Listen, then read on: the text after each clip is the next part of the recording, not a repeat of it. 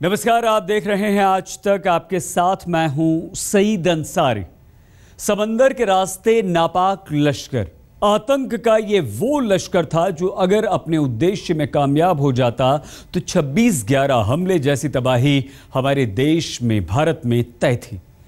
इस लश्कर ने रास्ता वही चुना था जो मुंबई हमले के वक्त चुना था। बोट भी वैसी ही मछली पकड़ने वाली और अरब सागर में घुसपैठ की कोशिश भी बिल्कुल उसी तरह की। आज की स्पेशल रिपोर्ट में आतंक की इसी साजिश पर हम बात करेंगे। क्या होता अगर आतंक की वो बोट कोस्ट गार्ड की निगरानी में नहीं आती।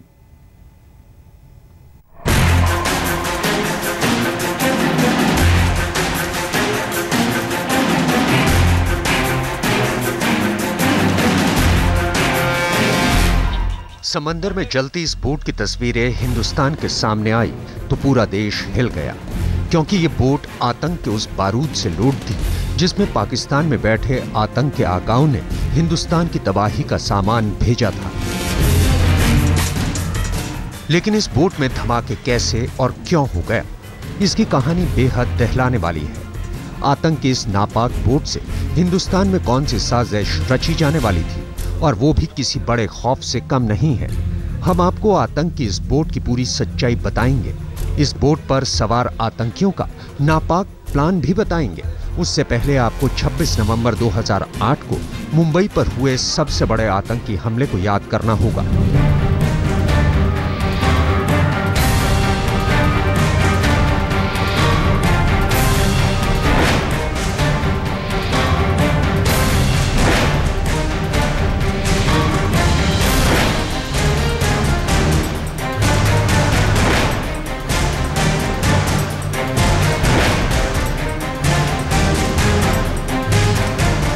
खौफ का ऐसा सच जो मुंबई के जहन में ताउम्र जिंदा रहेगा।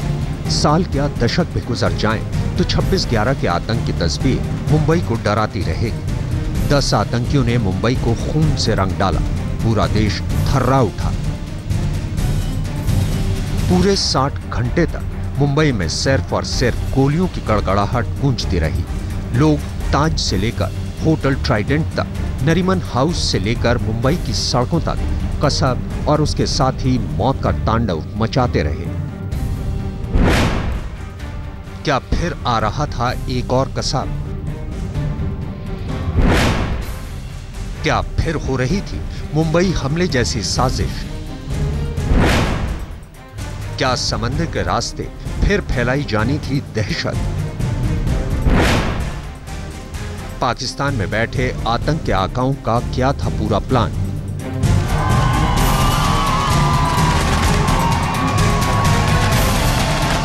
इकतीस दिसंबर की रात हर कोई नए साल की मस्ती में मदहोश था। जश्न पूरे शबाब पर था।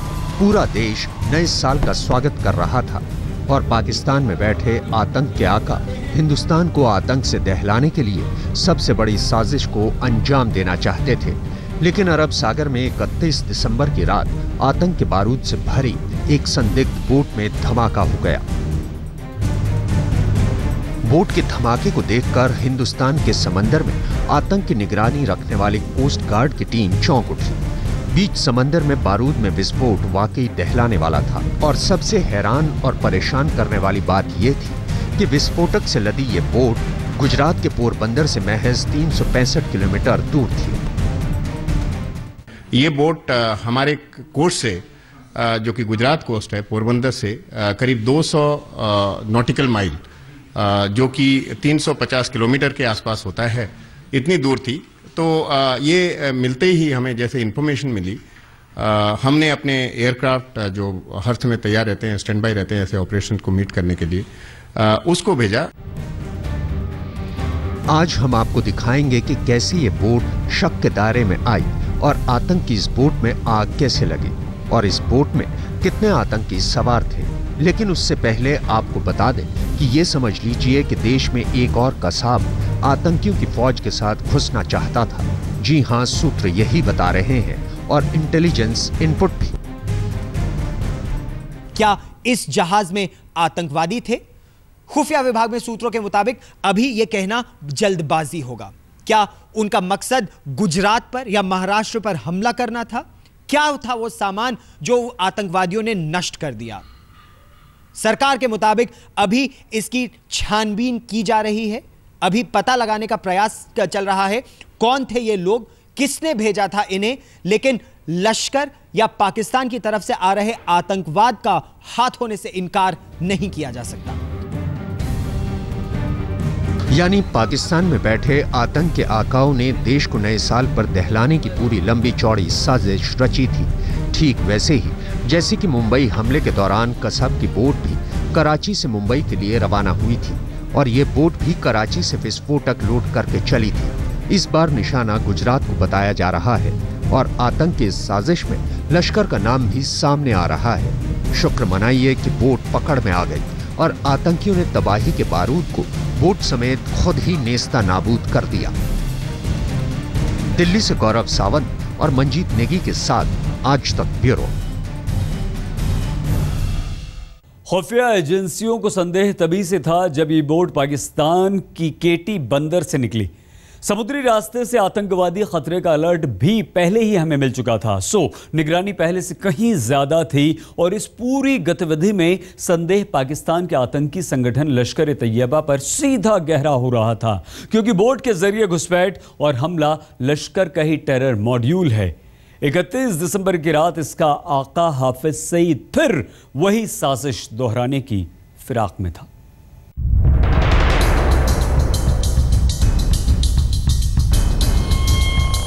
लश्कर ए तैयबा के साथ आतंकियों और गोला बारूद से भरी ये बोट अगर अरब सागर में धू धू कर नहीं जली होती तो हिंदुस्तान में कितनी बड़ी तबाही मचती, इसकी कल्पना से भी दिल दहल जाता है। क्या होता अगर 26/11 हमले की तरह ये बोट भी समुद्री सुरक्षा में सेंध लगाते हुए हिंदुस्तान में दाखिल हो जाती? क्या होता जब लश्कर और उसके आका हाफिज सईद का ये टेरर मॉड्यूल अपने मकसद में फिर कामयाब हो जाता? 31 दिसंबर की रात समुद्री चौकसी में जरा सी भी चूक हो गई होती तो नए साल के जश्न पर कितनी बड़ी तबाही मचती। इन खौफनाक सवालों के जवाब पाकिस्तान से चली इस फिशिंग बोट की शुरुआती तफ्तीश में ही मिल जाते हैं। जिस तरह ये पाकिस्तान से रवाना हुई, जिस तरह कोस्ट गार्ड की नजर में आने पर भागने की कोशिश की और आखिरकार जिस तरह भारतीय कोस्ट गार्ड के पहुंचने से पहले इसमें सवार आतंकियों ने बोट को आग लगाई और विस्फोट से पूरी बोट को उड़ा दिया। जब तक इस बोट में विस्फोट होता तब तक ये भारतीय जल सीमा में 10 किलोमीटर अंदर तक घुस आई थी। कोस्ट गार्ड के मुताबिक इसकी आखिरी लोकेशन पोरबंदर से करीब 350 किलोमीटर दूर थी। कराची के पास केटी बंदरगाह से चली इस बोट पर खुफिया एजेंसियों की नजर थी। इस पर से होने वाली मोबाइल कॉल्स को इंटरसेप्ट किया गया था। इसमें सवार आतंकी अपने कोड वर्ड में कोई महंगा सामान भारत ले जाने की बात कर रहे थे। खुफिया विभाग में सूत्रों के मुताबिक 20 और 26 दिसंबर को कराची में 2 टेलीफोन कॉल्स की टोह ली गई थी, इंटरसेप्ट किए गए थे, जिससे यह साफ हो गया था कि अगले चंद दिनों में एक जहाज कराची के पास केटी बंदरगाह से निकलेगा। उसमें कुछ संदिग्ध सवार होंगे और वो भारत की सुरक्षा के लिए खतरा है। इसके बाद लगातार भारतीय तटरक्षक के टोही विमान डॉर्नियर इस पूरे इलाके को छान रहे थे। 31 दिसंबर की दोपहर पहली बार वो जहाज दिखा जिसका खुफिया विभाग ने जिसके बारे में जानकारी दी थी। लगातार उस पर नजर रखी गई। शाम को भारतीय तटरक्षक का एक जहाज उस पाकिस्तानी जहाज के बहुत करीब पहुंचा। उसको बार बार रुकने को कहा गया, लाउडहेलर पर, लाउडस्पीकर पर कहा गया रुक जाओ, लेकिन वो जहाज पहले तो पोरबंदर की तरफ बढ़ा, फिर एकाएक अपनी दिशा बदलकर वो कराची की तरफ वापस जाने लगा और उसने अपनी लाइटें बंद कर दी। ये अंतर्राष्ट्रीय समुद्री कानूनों के विरुद्ध था। कैसे पकड़ में आई आतंक की बोट?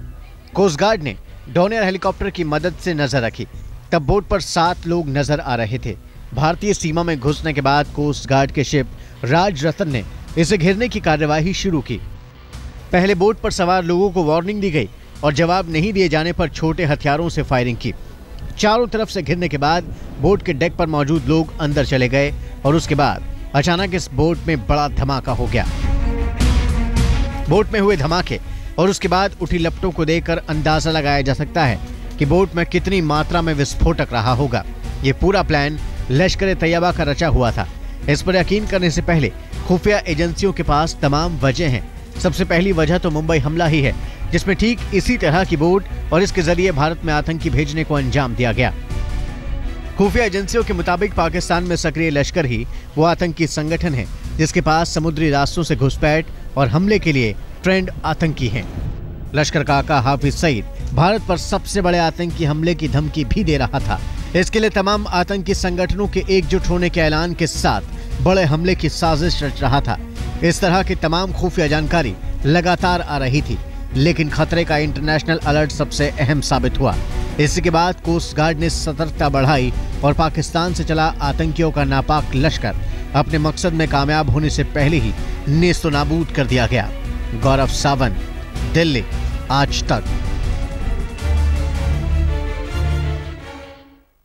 पाकिस्तान के कोट बंदर से रवाना हुई बोट कब और कैसे दाखिल हुई भारतीय सीमा में और कैसे कोस्ट गार्ड ने की इसकी घेराबंदी, हम आपको बता। समंदर में आतंक का नापाक लश्कर निकला था हिंदुस्तान में तबाही मचाने। ये साजिश तो बोट में ब्लास्ट के साथ नाकाम हो गई, लेकिन जिस तरह से ये बोट 7 आतंकवादियों के साथ भारी गोला बारूद से भरी हुई थी और जिस तरह से भारतीय समुद्री इलाके में घुसपैठ कर रही थी, आतंक की पूरी साजिश इससे साफ साफ नजर आ रही थी। देखिए कहां से चली और कहां किस तरह से आतंक के लश्कर की यह बोट पकड़ी गई। इस बार समुद्री निगरानी की वजह से नाकाम हो गया आतंकी साजिश का एक खतरनाक प्लान, वरना पाकिस्तानी बोट में हुए ब्लास्ट और विस्फोटकों की मात्रा साफ बताती है कि तबाही का प्लान कितना बड़ा था। 6 साल पहले एक बोट से मची तबाही मुंबई हमले के रूप में सामने आ चुकी है। वो बोट भी कुछ इसी तरह भारतीय सीमा में दाखिल हुई थी। कुबेर नाम की वो फिशिंग बोट पोरबंदर में रजिस्टर्ड थी, जिसे पाकिस्तान में पकड़ लिया गया था। फिर उसी कुबेर में 10 आतंकी सवार होकर मुंबई के लिए रवाना हुए। बीच समुद्र में उन्होंने पहले बोट के कैप्टन और 5 क्रू मेंबर्स को मारा और इसके बाद मुंबई में दाखिल हुए। दोनों ही बोट कराची से चले थे और दोनों में ही लश्कर तैयबा की भूमिका साफ हो चुकी है। हम आपको बताते हैं लश्कर ने बोट से विस्फोटक और आतंकी भारत भेजने का दूसरा प्लान कैसे रचा था और ये बोट कब रवाना हुई थी और इस पूरी साजिश का मकसद क्या हो सकता है। 31 दिसंबर 2014 सुबह पाकिस्तान के केटी बंदर से तड़के रवाना हुई बोट पर 7 आतंकी सवार थे और विस्फोटक लदा था।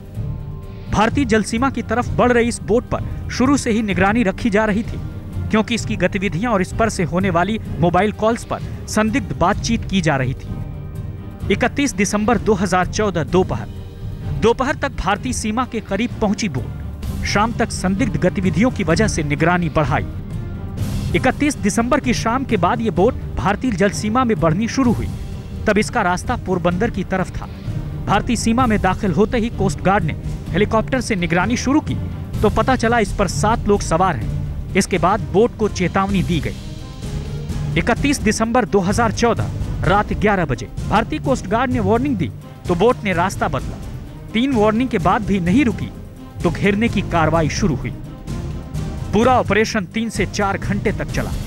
भागने की कोशिश पर कोस्ट गार्ड जवानों ने छोटे हथियारों से फायरिंग भी की, लेकिन चारों तरफ से घिरा देख बोट पर सवार 7 आतंकी डेक के अंदर चले गए।